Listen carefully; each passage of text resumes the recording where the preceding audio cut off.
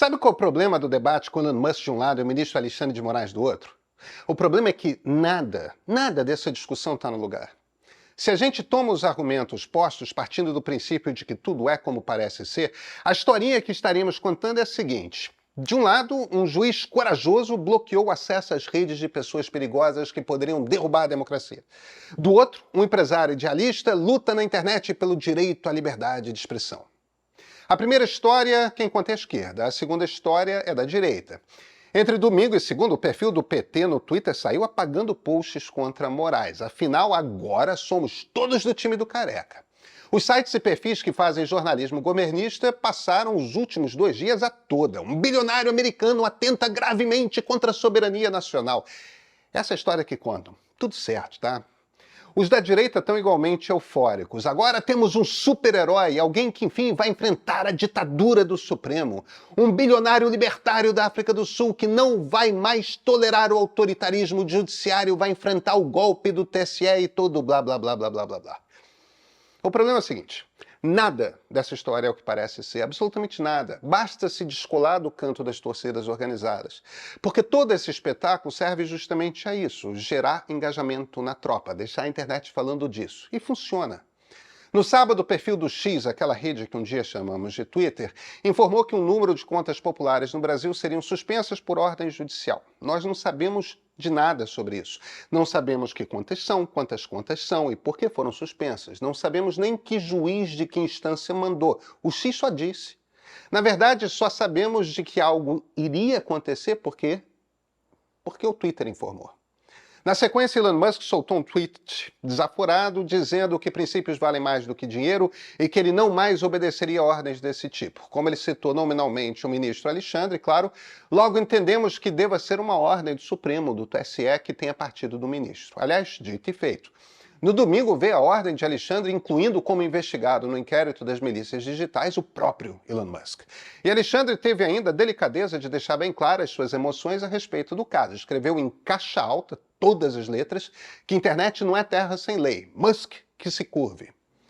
No domingo à noite, embora tecnicamente estivesse com a conta suspensa no Brasil, Alan dos Santos, o Alan Terça Livre, foragido nos Estados Unidos, bolsonarista que só, conseguiu transmitir uma live por vídeo via Twitter. Seus posts continuam sem poderem ser vistos, a gente não sabe o que aconteceu. Não há sinal de que ele tenha conseguido mais acesso do que aquilo, não sabemos de mais nada. Como não sabemos que contas estão suspensas, é meio que impossível checar se Musk reinstalou mais alguém, ou mesmo se a live do Terça Livre foi um problema qualquer e o banimento foi recolocado. Afinal, a conta estava mesmo banida para todo mundo, menos para fazer uma live, né? Talvez tenha sido a maneira de Musk dar um sinal, dar uma provocada, sem liberar tudo. A gente não sabe. Se tem uma coisa que todo mundo que acompanha Musk de perto sabe, aí sim, é que o sujeito gosta de uma briga. Pois é, tudo estava no âmbito do judiciário e apenas do judiciário. É sempre bom a gente lembrar esses detalhes, porque não são detalhes. O poder judiciário lida com os problemas das leis que não são cumpridas. Os outros poderes não cuidam desse tipo de decisão. Aí, na segunda-feira, o executivo entrou na história. O ministro Paulo Pimenta transformou a coisa numa questão de Estado. Tipo, como assim? Elon Musk não é chefe de Estado. Ele é só um cara rico. Essa não é uma questão de soberania nacional. O Twitter não tem embaixada no Brasil. Se ele desobedecer a decisão da justiça, a justiça resolve do seu jeito. Ou seja, no limite, bloqueia o serviço no país e pronto. Por que diabos o Planalto está atravessando a Praça dos Três Poderes para se meter numa história que não é sua? Aliás, por que Musk, que não tem qualquer histórico de defender liberdade de expressão, é visto como defensor da coisa? E já que estamos nessa, por que ainda estamos chamando de defesa da democracia a ideia de que o ministro do Supremo possa mandar calar quem quiser na internet, a hora que quer, sem dar qualquer explicação para ninguém? A gente se meteu num buraco tão fundo que ainda não nos tocamos que isso não é normal. Porque, olha, é isso que o ministro Alexandre de Moraes está fazendo. Nada, absolutamente nada dessa história é realmente o que parece ser. Eu sou Pedro Doria, editor do Meio. Vem cá, vocês já entenderam o que é que a gente faz aqui, né? A gente faz uma defesa da democracia. Isso não é porque a gente é de esquerda. Não é porque a gente é de direita, mas é porque a gente entende que existem brasileiros de direita, existem brasileiros de esquerda, os dois grupos têm pleno direito à cidadania e a gente precisa voltar ao mundo em que todo mundo era capaz de saber sentar e conversar, em que éramos capazes de gostar das pessoas mesmo quando a gente discordava delas. Não tem ameaça à democracia quando todo mundo se fala na boa. A ameaça nasce quando as pessoas não são mais capazes de diálogo. A gente aqui no meio traça uma linha e diz o seguinte: cruzou ela, quis derrubar a democracia, você está fora do jogo. Mas todo o resto continua dentro. Tanto esquerda quanto direita são os legítimos para jogar, e isso inclui o centro, que sim existe. Precisamos da assinatura de vocês, porque se a gente não fica de pé, o que sobra na internet é jornalismo que torce para um lado. Se só sobra o jornalismo das torcidas, a gente não vai ter paz. Vai ser para sempre aquele discursinho de porque o outro lado é tudo de ruim, nós somos a virtude encarnada. Assine o meio. Se você acha que isso aqui faz sentido para você, assine o meio. É contigo. É com todo mundo que entende que a internet e o digital precisa desse tipo de jornalismo nativo. Que a democracia precisa. E esse aqui, esse é o ponto de partida.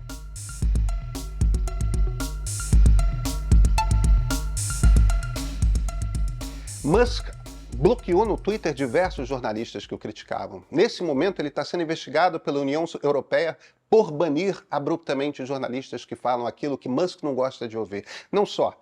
Ameaçou de processo Anti-Defamation League, por exemplo. Sabe por quê? Porque o grupo que se organiza contra o antissemitismo teria convencido anunciantes a deixarem o Twitter. Ou seja, a Anti-Defamation League não pode tornar pública sua análise a respeito das declarações antissemitas de Elon Musk. Vocês acham que basta? Não basta. Aqui no Brasil, a justiça toma decisões que afetam o acesso de algumas pessoas à plataforma. Na China não é assim. Na China, quem toma essas decisões é a ditadura, é o Partido Comunista.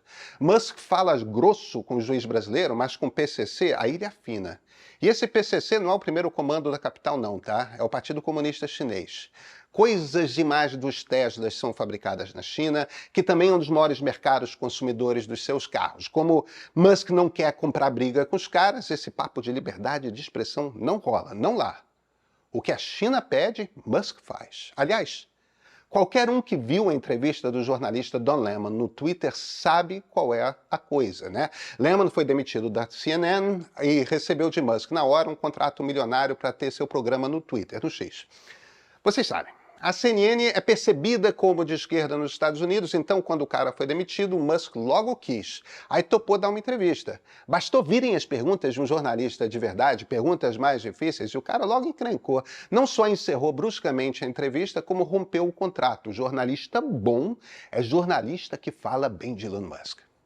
O problema de Musk não tem nada a ver com liberdade de expressão. Ele não quer é que leis sejam aplicadas contra ele. Leis que ele sente que possam atrapalhar seus planos.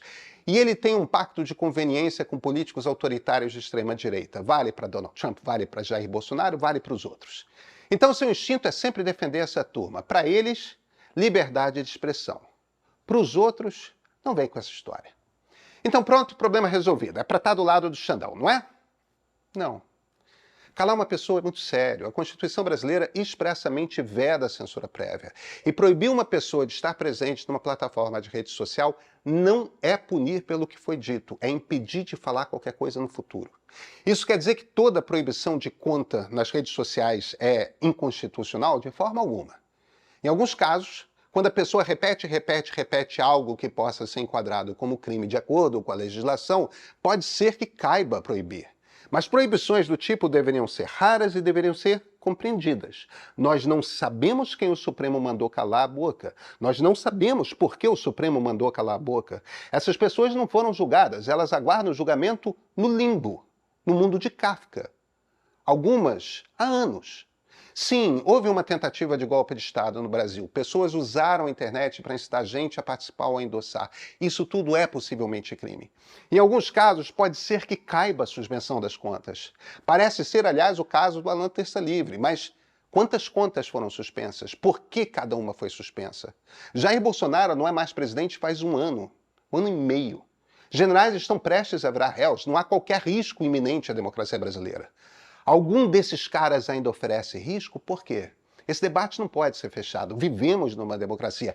Temos o direito a entender o que está acontecendo e ter o debate abertamente. Em democracias é assim.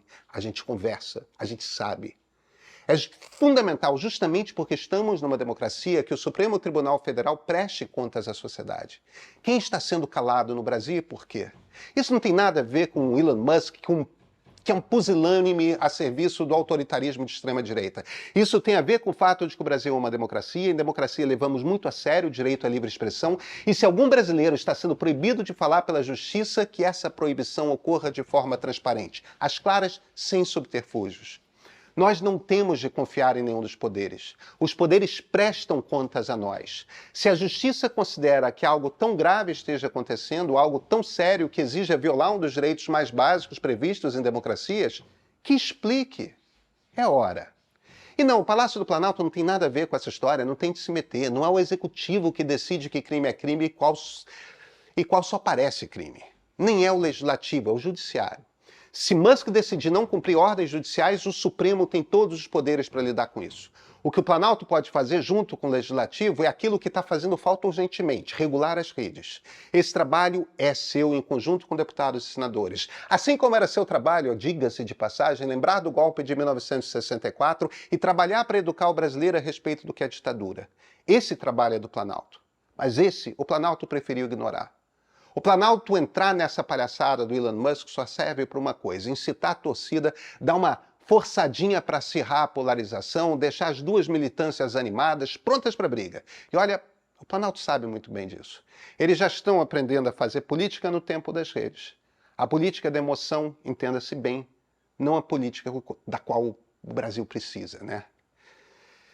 Mas olha, nesse episódio disso aí, da política da qual a gente precisa, não sobra nada.